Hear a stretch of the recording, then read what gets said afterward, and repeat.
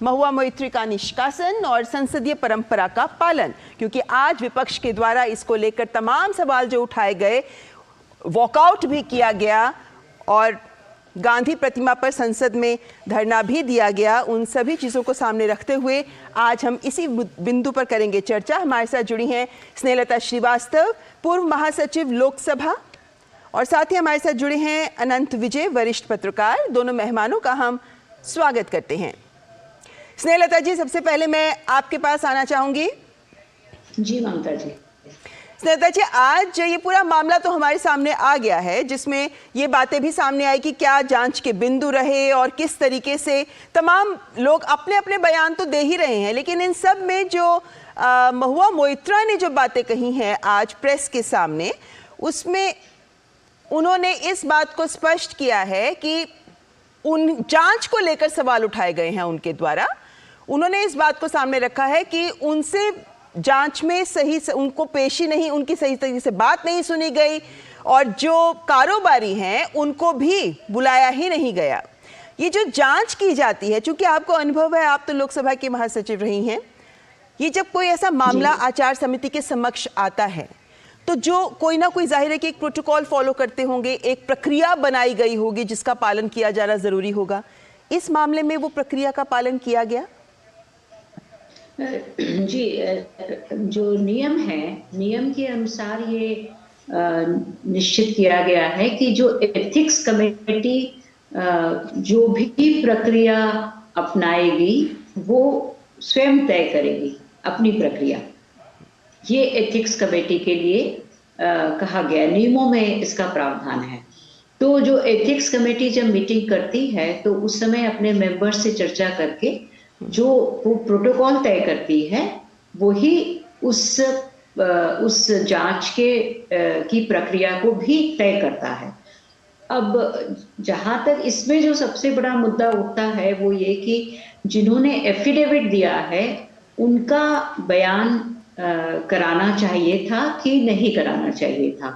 तो इस मामले में यही एक मुद्दा, काफी 2-3 मुद्दे हैं। एक तो ये है, दूसरा ये है कि बहुत कम समय रिपोर्ट को अध्ययन करने के लिए दिया गया, और तीसरा ये है कि जो जांच में महुआ मोइत्रा जी ने अपने जांच के ऊपर प्रश्न चिन्ह उठाए हैं। तो मैं इसमें बताना चाहती हूँ कि महुआ मोइत्रा जी को जब एथिक्स कमेटी ने बुलाया था उस समय कुछ गहमा गहमी हुई और उन्होंने वॉकआउट किया। तो उसके बाद वो पेश हुई नहीं हुई ये मुझे जानकारी नहीं है, परंतु ये एक अवसर उनको पूरा दिया गया जिसका उन्हें पूरा अवसर का फायदा उठाना चाहिए था। उस समय नाराजगी की जगह अपना केस पुख्ता तरीके से प्रस्तुत करना चाहिए था। तो यदि वो उसको प्रस्तुत करती तो ये सारी बातें कि जिन्होंने एफिडेविट दिया उनका क्यों नहीं बयान ले रहे हैं, या जिनके साथ लॉगिन पासवर्ड उन्होंने शेयर किया है वो किसी नकद राशि के बदले में नहीं किया है, ये सारे जो उनको प्रूफ थे वो इस अवसर का फायदा लेकर उन्हें प्रस्तुत करने चाहिए थे। अब जब वो प्रस्तुत होने के बाद में एब्सेंट हुई या नहीं आई तो फिर समिति ने अपना प्रोसेस जो तय किया उसके हिसाब से उन्होंने अपनी रिपोर्ट प्रस्तुत की है। समिति ने जब बुलाया था तो कई बार तारीख भी बदली गई, उन्होंने 5 के बाद आने के लिए कहा, फाइनली उनको बुलाया गया, 2 नवंबर को वो आई, लेकिन उस समय जो हंगामा हुआ वो खबरें भी हम सबके सामने ही हैं। लेकिन अनंत विजय जी, समिति ने उनको समय नहीं बढ़ाया, जो तय किया था उसी डेट को उन्हें आना पड़ा। उन्हें 5 नवंबर मांगा था पर उन्हें 2 नवंबर को ही आना पड़ा। जी, और जब वो आई तब भी उन्होंने इतना हंगामा किया, या जिस तरीके से आज संसद में अपराजिता जी बता रही थी कि किस तरीके से उनका व्यवहार और उनके शब्द मर्यादा के अनुकूल नहीं थे और इस कारण से ही वो शायद अपनी बात सामने नहीं रख सके। लेकिन अनंत विजय जी, ये पूरा मामला दरअसल हम जब राजनीति के आईने से देखना शुरू करते हैं इन मसलों को, तो जो गलत हुआ उसको सही ठहराने का प्रयास किया जाता है। ऐसा ही कुछ आज भी हमें देखने को मिला। इस मुद्दे पर जो राजनीति की जा रही है विपक्ष के द्वारा, उसके भी क्या मायने हैं? क्योंकि जो किया है महुआ मोइत्रा ने उसे तो नजरअंदाज नहीं किया जा सकता। देखिए, प्रोसेस के बारे में श्रीवास्तव मैडम ने बहुत अच्छे से, विस्तार से और बहुत स्पष्ट तरीके से बात की कि उनको जिस प्रकार से समय दिया गया उन्होंने उसका उपयोग नहीं किया। लेकिन मैं राजनीतिक पक्ष पे अगर आज बोलूं तो मुझे बड़ी हैरानी हुई कि आज लोकसभा के बाहर जब महुआ मित्रा अपना स्टेटमेंट पढ़ रही थी तो उन्होंने स्पष्ट रूप से कहा कि उनके स्ट्रेंज्ड पार्टनर ने, ये शब्द उपयोग किया है उन्होंने। तो आपकी ये एक प्रकार से ये स्वीकारोक्ति है। और इसके अलावा वो विभिन्न टीवी चैनलों पर बड़े खम ठोक के ये कहती रही कि हाँ, हमने अपना लॉगिन और पासवर्ड लोगों को दिया। तो अब ये कोई कंपनी का या हमारे दफ्तर का लॉगिन पासवर्ड नहीं है जिसके साथ आप जब चाहें जैसे चाहें अपने कुलीग को दे दें या किसी को दे दें कि तुम मेरे पासवर्ड का उपयोग कर लो। ये भारतीय संसद के सदस्य, जो लोकतंत्र का सर्वोच्च मंदिर है, जहां पर देश की सुरक्षा जुड़ी हुई है, उसमें आपने एक अपने ऐसे व्यक्ति को दे दिया जो आपका सहयोगी नहीं है। कई बहुत सारे लोग ये कहते हैं कि बहुत सारे के पीए या ये लोग करते हैं, वो उनका ओटीपी उनके पास आता है, उनकी जानकारी में वो आता है। तो इन सारी प्रक्रियाओं को अगर आप देखें तो ये चूक हुई है। और हैरानी मुझे आज इस बात की हुई, मैं बहुत गौर से देख रहा था जब वो बयान दे रही थी तो उनके पीछे कांग्रेस पार्टी की पूर्व अध्यक्ष सोनिया गांधी खड़ी थी। और ये कितनी हैरानी की बात है कि महुआ मित्रा, जिन पर संसद की मर्यादा का, संसद की सुरक्षा का, संसद की गरिमा का से समझौता करने का आरोप है और जिसको एथिक्स कमेटी ने सही पाया है, उसके पीछे कांग्रेस पार्टी जो 118-19 साल की लंबी परंपरा की पार्टी है, उसकी पूर्व अध्यक्ष वहां खड़ी हैं, जो कांग्रेस पार्लियामेंट्री पार्टी की चेयरमैन भी हैं। ये बड़े आश्चर्य की बात है। और आपको ये भी नहीं भूलना चाहिए कि 2006 में जब कैश फॉर वोट स्कैम हुआ था और जिसमें 6 बीजेपी की सांसदों को निलंबित किया गया था, तो उन्होंने किस तरह से अपनी जिंदगी सामाजिक प्रताड़ना में गुजारी। और तब आडवाणी जी ने और बीजेपी के अन्य नेताओं ने कहा था कि जब तक उनका दोष सिद्ध नहीं हो जाता या वो दोष मुक्त नहीं हो जाते, उनको संसद में आने का अधिकार नहीं है।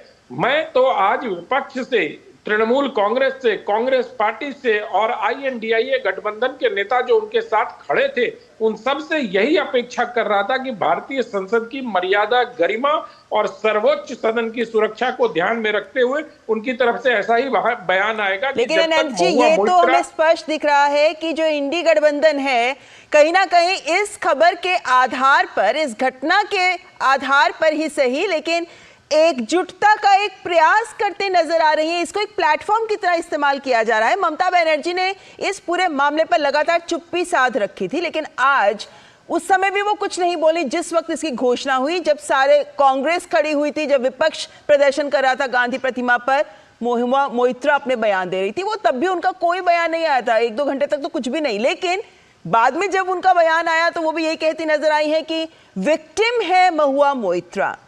क्या ये विक्टिम कार्ड के माध्यम से कांग्रेस का भी ये प्रयास है कि तृणमूल को, जो अभी तक खफा खफा लग रही थी खासकर इलेक्शन के रिजल्ट्स आने के बाद, कि कहीं चलिए इसी के बहाने अपनी राजनीति को आगे बढ़ाया जाए?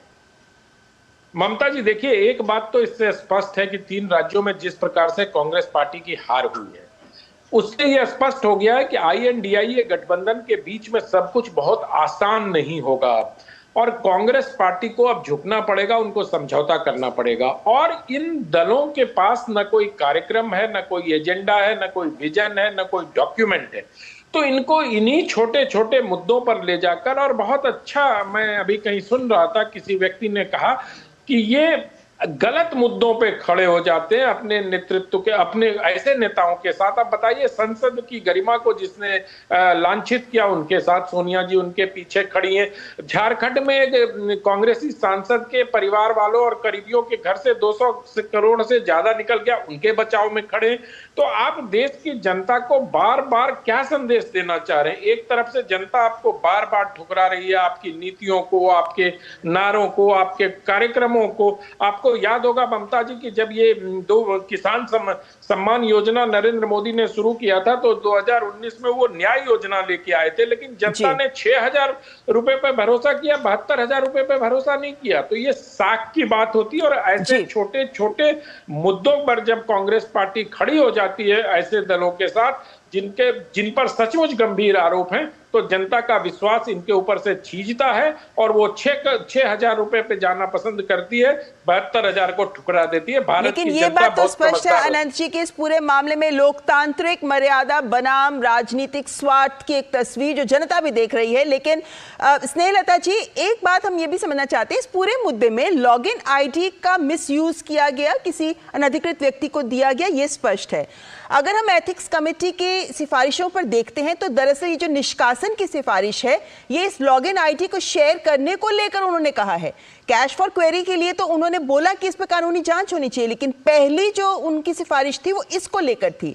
कितना गंभीर है ये मामला, और ये लॉगिन आईडीज को लेकर क्या वास्तव में कोई ऐसे नियम है नहीं, या ये एक ऐसा पॉइंट है जिस पर अब काम करने की जरूरत है?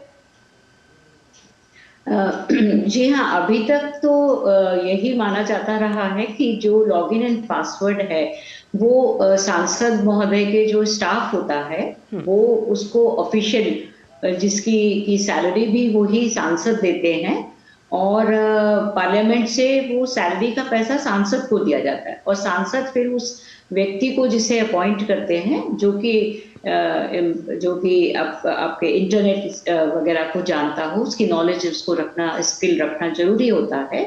तो ऐसे व्यक्तियों के साथ तो शेयर करना ये सभी को ज्ञात है, परंतु ये इसलिए गंभीर हो जाता है कि लॉगिन एंड पासवर्ड आपने ऐसे व्यक्ति को दिया है जो कि उसका उपयोग अपने व्यावसायिक रुचि और अपने व्यावसायिक कार्यों के और क्षेत्र में कर रहा है। इनफैक्ट पार्लियामेंट में हर सांसद को अपना इंटरेस्ट, जो यदि वो किसी ऐसे व्यवसाय से जुड़े हों उसको, या किसी जैसे मेडिकल कॉलेज में है या मेडिकल कॉलेज चलाते हैं या कोई कॉलेज चलाते हैं, तो ये सारे अपने इंटरेस्ट उनको नोटिफाई करने होते हैं, और वो एक पूरा रिकॉर्ड रहता है, और उसके आधार पर ही कमेटीज इत्यादि में मेंबर्स का चयन होना चाहिए, ऐसा सिद्धांत रखा गया है। तो ये लॉगिन एंड पासवर्ड शेयर करना अपने स्टाफ के साथ और किसी अन्य व्यक्ति को देना, चाहे वो आपका कितना भी करीबी हो, और फिर वो उसका उपयोग अपने कॉमर्शियल इंटरेस्ट के लिए करे, ये थोड़ा गंभीर मामला है, थोड़ा क्या ज्यादा गंभीर मामला हो गया। बिल्कुल गंभीर मामला भी हो जाता है, खासकर तब जब कारोबारी विदेश में बैठा हो और ऐसे में वो सवाल पूछ रहा हो, जबकि सबको यही लग रहा हो कि उस लॉगिन आईडी से सांसद के द्वारा सवाल पूछे जा रहे हैं, और इसीलिए ये गंभीर मामला देश की सुरक्षा को लेकर भी बन जाता है। फिलहाल दोनों मेहमानों का यहाँ पे धन्यवाद करना चाहेंगे तमाम जानकारी साझा करने के लिए, तस्वीर भी हमारे सामने स्पष्ट करने के लिए कि किस तरीके से ये मामला गंभीर भी रहा और इस पर राजनीति भी आगे बढ़ रही है। फिलहाल यहाँ पर रुकेंगे एक ब्रेक के लिए, आप देखते रहें न्यूज़ नाइट।